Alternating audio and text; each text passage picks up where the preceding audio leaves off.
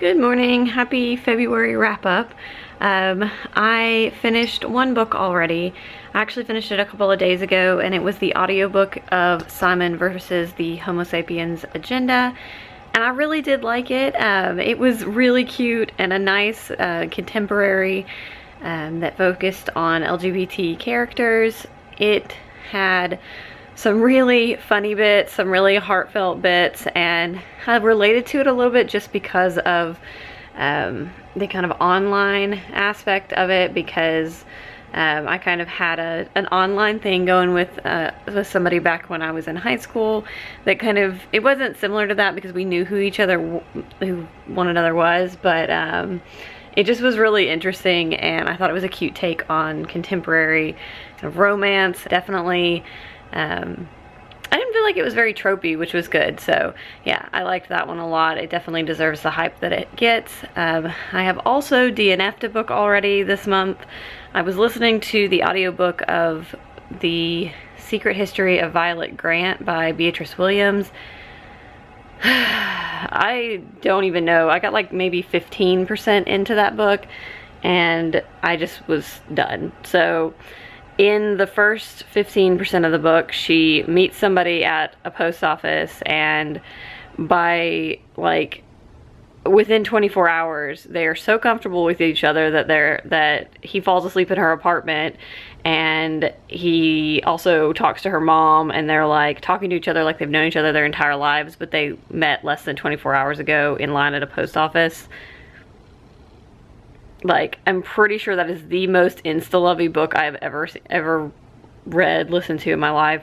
And I was just like, nope, done. So I'm gonna try to read the other Schuler sisters books without that one, because I've heard mixed things where people say it's better to read all of them, but other people say you can read them standalone, because I own the other two books.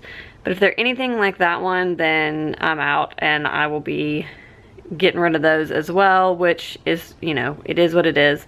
It's not her writing style so much. Her writing style is just fine. It's just, I can't do that ridiculous. It was just like convenient, ridiculous, insta-love, like also white privilege, like coming from the 1% basically, and taking it for granted situations where it was like, my parents are rich, but I'm just gonna go out on my own and do the exact opposite of what they want to, but they're still basically funding me so I can do whatever I want. So it was really just not something I was interested in. So I finished Homegoing last night, and I have mixed feelings. So I think the hype surrounding this book really affected my reading of it, because I enjoyed this, don't get me wrong. I thought it was really well written, and I really enjoyed the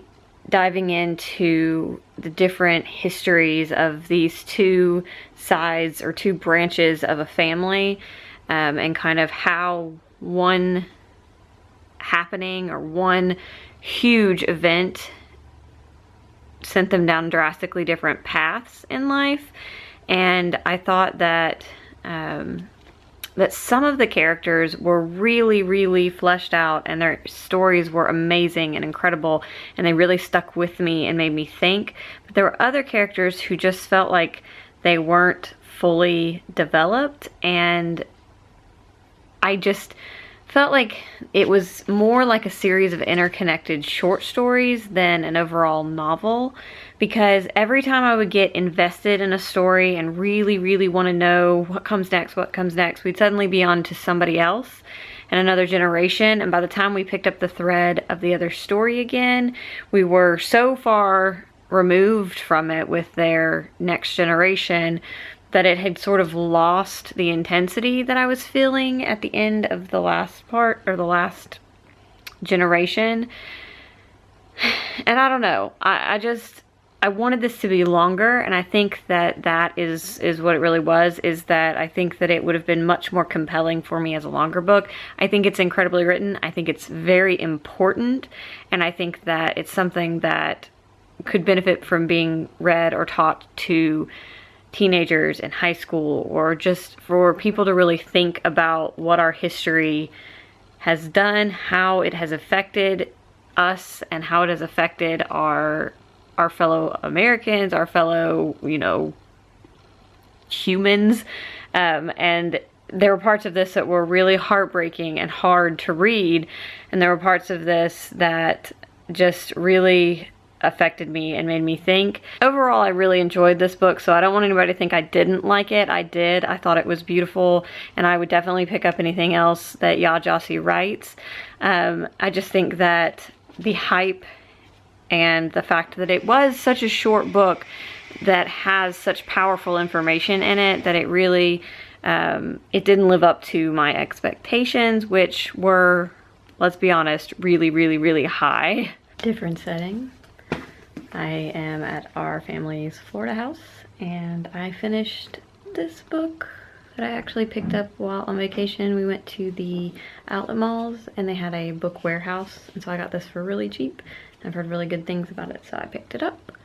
It was really good. It's written in verse with all these drawings and things in it, and it was really, really good. It's a kind of like a story about the Darfur, I'm not pronouncing that correctly, conflict, and it has this like amazing picture of, you know, what their lives were like before they were uprooted by this conflict, and this just heartbreaking picture of what it was like in the camps. And yeah, it's just a really great story about this little girl and how this red pencil and the promise of education gives her hope. So yeah, everybody's kind of comments on how wonderful this is was really good, so I enjoyed it.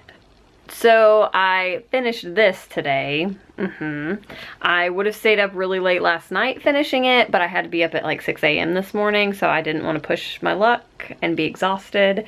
I listened to this on audiobook. I will say that the narrator for this was not my favorite. The narrator changed between the Farseer trilogy and the Tawny Man trilogy, and the new narrator pronounces some things differently. Like Ketrican, for instance, he pronounces that really, really weird. He also calls Burridge Burrick or something like that, and that just grates on my nerves. But I'll get over it because he's going to be narrating the rest of the Tawny Man trilogy, and apparently he also narrates the next trilogy with the Fitz and the Fool. So I guess I'm going to get used to the way he pronounces things. But I really, really enjoyed this. I think it is just as strong as the other two series from the Realm of the Elderlings. I cried in this near the end. I'm not going to tell you why, because it'd be a massive spoiler, but I had all the feels, and I cried, and it broke my heart, and we're moving on. But I did really enjoy this. There's not a whole lot I can say except that we're back with the Fitz and the Fool, and it is like 10 or 15 years later, and so we're kind of catching up on what's been going on in Fitz's life, and he's kind of drawn back into the world of the Farseers, and that's all I'm going to say. It's very interesting. We learn more about different things. The worlds of the live ship traders kind of area of this Realm of the Elderlings arc has its tie-ins, and things are starting to weave themselves together to where if you're paying attention, you notice certain things are crossing over, and it's like the threads are starting to come together. I'm very excited to see where this is all gonna culminate, and I mean, I don't want it to culminate yet because I love these, and I'm gonna be so depressed when I finish all of them and probably start them all from the beginning and go back. But yeah, I loved this. So I started this one when I was on vacation, and I did finish it shortly after I got home. I actually finished it right before when I was waiting to give blood, and I got a little teary-eyed because Memoirs of a Cat, and it's, you know, the lifespan of a cat, so the inevitable happens. But this is such a sweet book. It's so funny and insightful, and it made me kind of look at my cat like, what are you thinking? And, you know, being just I don't know, it affected my behavior, making me want to be nicer to him. And also, I always want to know what's going on in his little cat head. But yeah, this was really wonderful. First translated book of the year, which I'm kind of ashamed that it's the first one, that I haven't read more. But I really, really, really like this. And if you are at all a cat lover, definitely read this. Even for any kind of animal lover, read this. I loved it. So it's been a slower reading month than normal. The last thing that I finished was, well, I finished 2 things since the last time I've updated you guys. I finished a graphic novel called Bad Homes. It's written by Sarah Ryan, and she wrote the book Empress of the World, which is a book I loved when I was a teenager. I'll be talking about it a little bit more in an upcoming video I'm going to do about LGBTQIA plus recommendations. It was okay. It was black and white art style, and that's not always my favorite. I liked the drawing style, like the actual art style, minus the fact that it didn't have any color. But it kind of was a little hard to follow. A couple of the people looked a lot alike, and without color, it was just like they didn't have anything that was super identifying to kind of tell them apart. And so that was a little confusing, and it would like on a single page, it would have more than one storyline kind of intertwined, and the whole thing was kind of about the intermingling of these lives, and kind of, it was supposedly about, you know, these things you find in estate sales and kind of the lives that they lived, is how I understood it. But it was more about the mingling of all these people that kind of their lives revolve around estate sales, and how they get brought together and how their pasts intertwine. It was interesting, and I think upon a second read I might get more out of it. I just was confused through parts of it, but it was alright. The last thing I finished in the month, I finished on the 28th, and that was Golden Fool, which is the second book in the Tawny Man trilogy. And then I immediately went on to the third one, because let's be real here, Robin Hobb is the queen. And I really enjoyed this. This was actually probably one of my favorite books in the like Fitz and the Fool character set. I really, really liked the history that we were learning, and more about the different magic systems, and just sort of like getting to know different characters and their backstories, and kind of getting to know Prince Dutiful and all of that. So I just thought that it was a really interesting kind of middle book. I feel like middle books a lot of times have the tendency to either be boring or over heavy. This one I felt was really well balanced, and probably like everything was just so interesting, because the magic system and the world building and the history of all these different like lures and legends is really fascinating in kind of the realm of the Elderlings overarching fantasy arc. And I just thought this was amazing.